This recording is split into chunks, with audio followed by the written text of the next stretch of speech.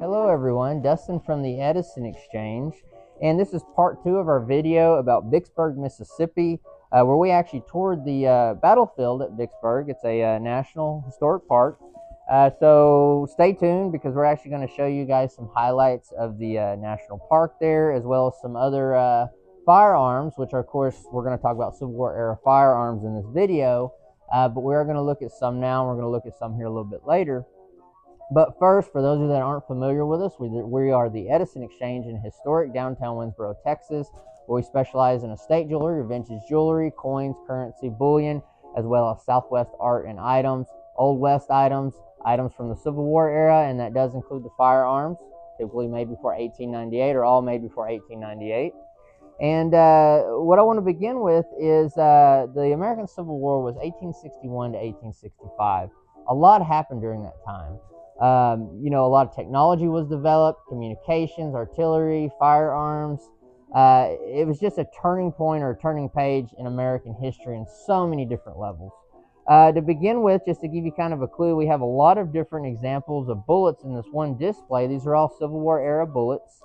And the mini ball was one of the most commonly used bullets or commonly found bullets you would find.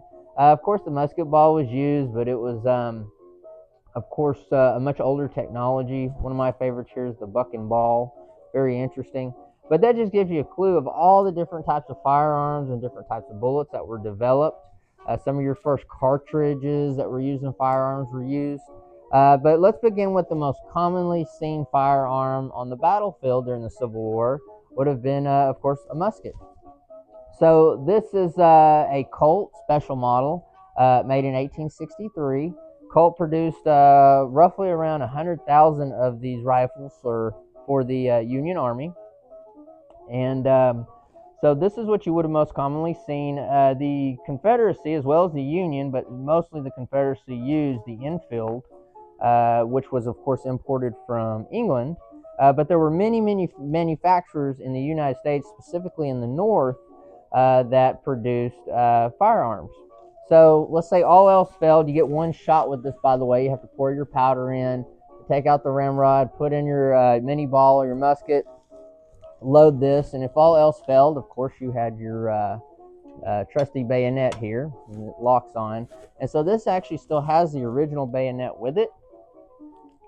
So there you go. That would be the most commonly seen firearm on the battlefield. So oftentimes what would happen as well is you would see weapons that were in old stocks and armories, some of them even dating back to the 1820s, even earlier, and they would be redesigned in a way where they would actually take them where they were originally flintlock and redesign them into percussion, which of course was the high technology of the time. Let me explain. So this is an 1836 Ace of Waters. So this was the last flintlock style pistol that the United States military ordered in bulk. These were used during the Mexican-American War. And then oftentimes there were little militias all around the United States. And this one is actually marked North Carolina. It has a North Carolina mark on it. And you can see the inspector marks and the different marks that indicate that this was a military pistol. So at some point during its lifetime, it has this crude conversion. And there's very well, because you do have the southern provenance, there's a very strong likelihood that this was used, retooled to a percussion versus being a flintlock as it was originally. And there's a strong indication that this was more than likely used with a Confederate soldier or with the Confederate Army. So you would see that oftentimes. So you saw weapons, rifles that were, or firearms that were actually manufactured up north. The Confederacy would capture these items.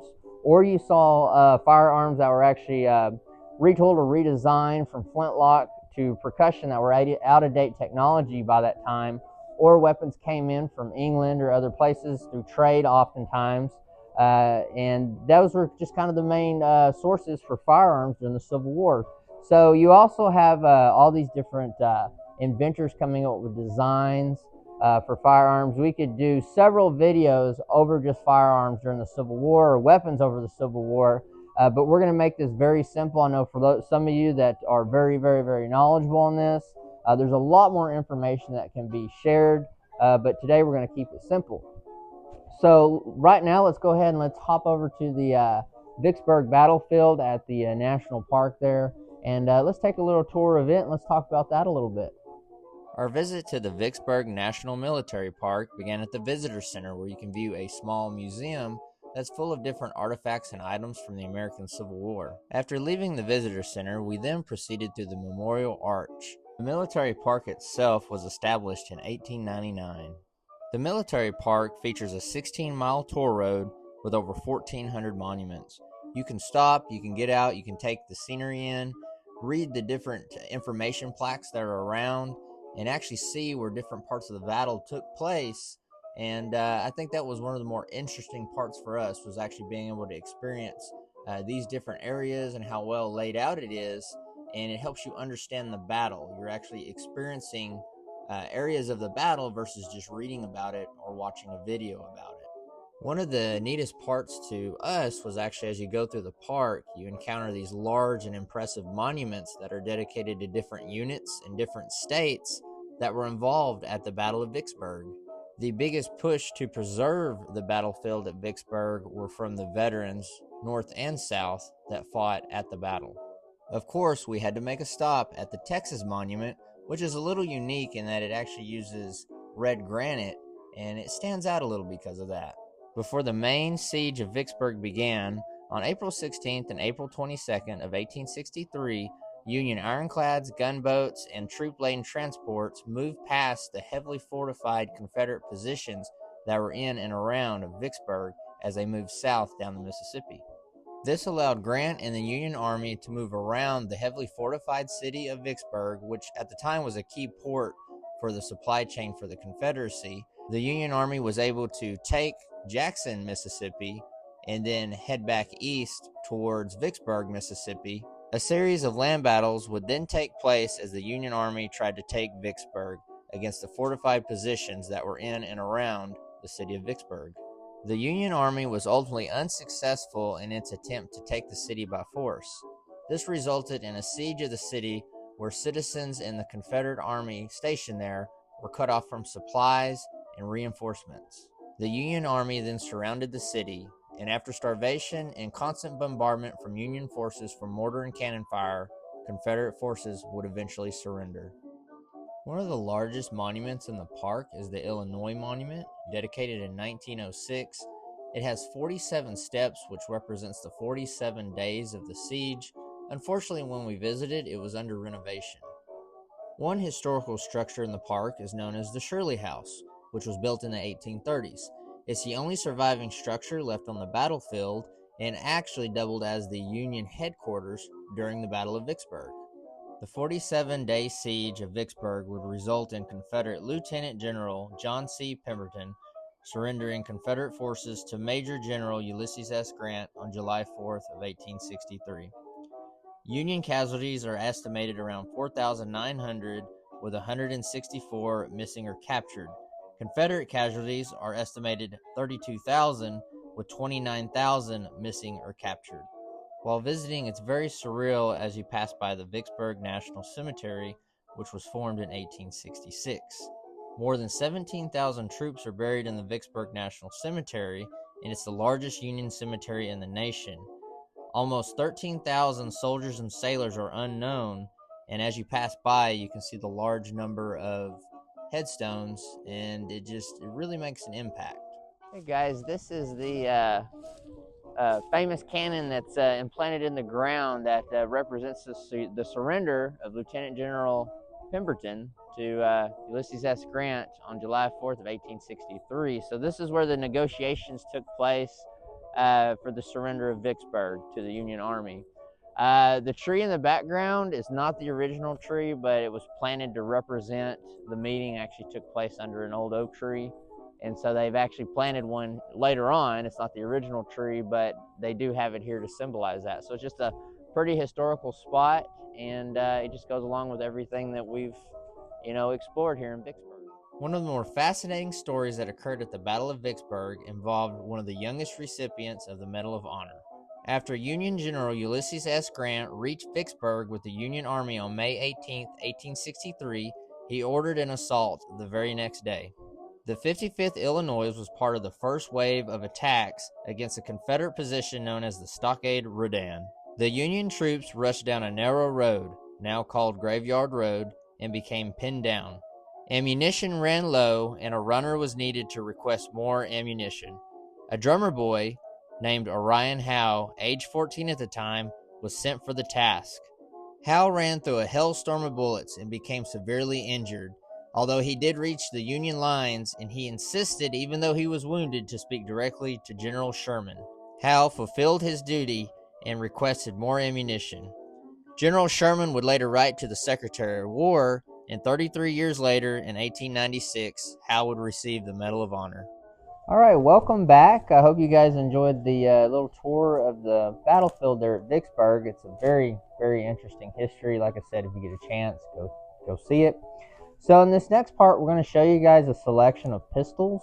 Now, these are actually going to be part of our museum collection. We're curating a museum called the Harvey House Gallery. And part of that will include a museum with Civil War firearms as well as Old West firearms. We're working on the collection, but this is part of what we've actually gotten so far. And it's a really good way to lay out specifically Colt. If you didn't know, I favored Colt a little. Sorry for you Remington guys. We'll get some in the collection eventually. Anyways, let's start off with these Colt revolvers. So to begin with, you may see some older revolvers that may have been used, and this is actually a Colt 3rd Model Dragoon. Now this is going to be kind of mid-1850s, and I believe if I remember my numbers right, there was approximately 8,400 of them were actually received. They were part of military contract, and this one actually has the U.S. Mark on it. It is, let's see, right there, along with some inspector marks, which indicates that this was part of one of the 8,400 of the Dragoons that would have been for military use or military contract. So the next pistol that we have here, now these next two that we're going to look at are going to be your most common, probably commonly seen during the American Civil War. And it is, first off, let's start off with the 1860 Colt Army revolver. And this one here is just interesting. I just want to point out it has what we call a radar serial number of 90,009, and that puts that in production, I believe, in 1863 production year on that. But it's kind of neat because the serial number is the same front and back no matter which way you read it. But I also have this other example here, which is 1861 production. And what you'll notice is it has this extra screw. This is called a 4-screw, which is usually on the earlier ones. And part of that, there's a notch here. And this is actually for part of your cavalry, where they could actually, or for cavalry, where they could actually mount a stock onto the revolver. And so that's generally what that other screw is for. But as you can see on the one from 1863, it lacks that screw. So that's one way to kind of determine an earlier 1860 or earlier war production versus a later war production. So this one with the 4-screw is earlier 1861 production. The other one's 1863. Another more commonly seen revolver that you would see is this 1851 Navy, which of course, even though 1851 just kind of designates the year of development, the 1851 Navy was seen throughout the Civil War and produced throughout the Civil War. Now I want to stop here. We're actually going to come back to this pistol a little bit later, but I want to distinguish what separates an Army revolver or Army from a Navy, and it's actually the caliber. That doesn't mean that an Army revolver was specifically for Army units. When you say it's an Army, it indicates that it's a 44 caliber. When you say it's a Navy, that indicates that it's a 36 caliber. Why? Just something that collectors a long time ago designated. But when we say Navy, it's a 36 caliber. When we say it's an Army, that means it's a 44 caliber. So let's hop over. You also have some oddities here. These are all produced during the Civil War, all these firearms except for the Pentonville, and we're going to talk about that last, and the little 22 boot pistol have inspector marks, which indicate military use or specifically used for the military. Generally, all these would have been Union issued, and not to say that they could have been captured, which is oftentimes how it would have fell into Confederate hands. Now, this is a very interesting item, or interesting firearm. This is a Savage Navy revolver, and again, because it's a Navy, it's a 36 caliber, but it's actually a lever action revolver. These were all produced under military contract. Not all, sorry, let me correct myself. Most of these were produced for military use. The civilian models would not necessarily mean that they didn't see action during the Civil War, but sometimes the civilian, or what became on the civilian market, made its way to the Confederacy. This actually has some, let's see, there's a cartouche. It has some inspector marks, which indicates more than likely this was actually used during the Civil War for the Union Army. And we got some notes with this revolver that said it actually belonged to a surgeon during the Civil War, and this was his gun, but who to know if that's true or not, but that's just the information we received with it. The Pentonville is very interesting because it has an internal hammer, something you don't see. Very cool story on it, that it was actually presented to the Secretary of War, who loved it because it was a double action, which means that whenever we actually squeeze this trigger, there's no external hammer. It actually turns the firearm. It has an internal hammer. So it's actually double action, which is something you didn't see during the Civil War. You see that much later. Whenever it's actually sent for inspection to the Army did not like it. And so the original company didn't have a contract. Well, they actually ordered, I believe it was 2,000 on the first contract, which they were able to fulfill later. And the reason is because the Secretary of War liked it, the Army didn't, and they didn't because of that double action feature. And so the Army went ahead and gave them a contract. So very interesting. So you do see some oddities during the Civil War. That was just very interesting because it's a Civil War era double action. It is percussion. All these firearms you see on the table are percussion, except for the little boot pistol. And it actually has an 1860 production date on it, and it's actually a 22 caliber, which is just very interesting. I want to come back to the 1851 Colt Navy, and this one is a Colt Navy, but it's got a little bit of extra history to it, which is neat, which is going to tie into our next part of the video. But first off, this one features a U.S. mark, which indicates that it is a contract, U.S. contract. And of course, being a Navy, it's a 36 caliber. When we flip it over, you actually see part of USN, which is for U.S. Navy or United States Navy. Now, the 1851 Navies would have had a brass backstrap. If you notice, this is iron. This is part of a special order. If I remember right, the year on this is 1858, 1859. And one of the last orders that I believe it was the Boston Shipyard, if I remember my history right, about 600 of these went to the Boston Shipyard. And these are very interesting because they were used during the Civil War. But for some reason, they thought that the iron backstrap would be less or more resistant to corrosion. Don't think that's true, but this revolver's in decent shape for being used during the Civil War. So that one's probably one of the more interesting. So while we were at the Vicksburg battlefield, we actually toured the ironclad that was recovered, the USS Cairo, and I did ask them while I was there. It is Cairo, not Cairo, because I was saying Cairo the whole time, but it is Cairo. And so let's hop over and let's look at that when we toured the ship as well as the museum while we were there. And so let's go take a look at that. We concluded our visit to the Vicksburg National Military Park by going to the USS Cairo Museum. The USS Cairo was a Union City-class ironclad gunboat commissioned in 1862. The Cairo sank on December 12, 1862, while clearing mines in the Yazoo River to assist the attack of Haines Bluff. The Cairo was struck by 2 torpedoes and sank in 12 minutes. The wreck was located in 1956, and then the Cairo was raised in 1964 from the Yazoo River.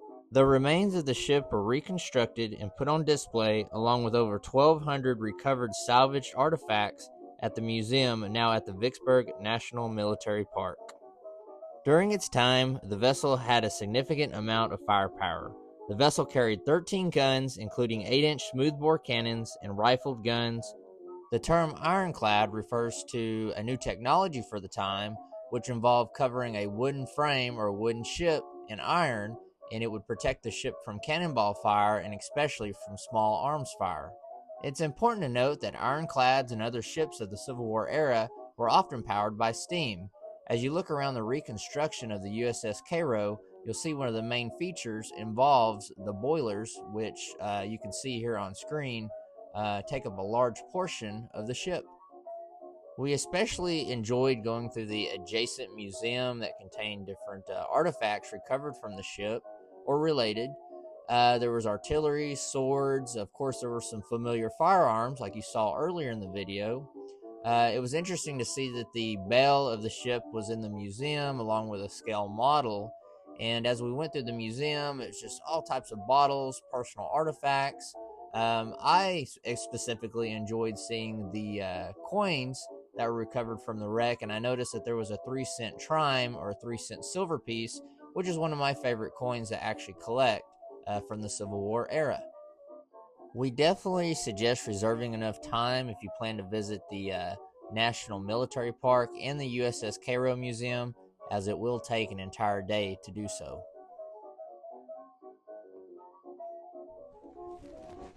Hey guys, I just want to say thank you for watching our video today and for supporting us. Just remember guys, the proceeds from the videos as well as our Facebook group that we're part of, Jewelry Hunters Live Sales, every Thursday night we sell a great selection of jewelry and coins, and all the proceeds from those sales go to our operation costs at the museum. And guys, if you like the music that you heard during our video, all those songs are actually Edison Records. We like to feature the name of the song and a shot of the label at the end, and we record all those songs here at the store on this Edison A250. So if you like that, look at the end of the video. We like to give you the artist and the song, so you might discover something new in the music world as well while you watch our videos. But thank you guys. Like, share, and subscribe so we can keep doing more of these videos. And come see us at the Edison Exchange.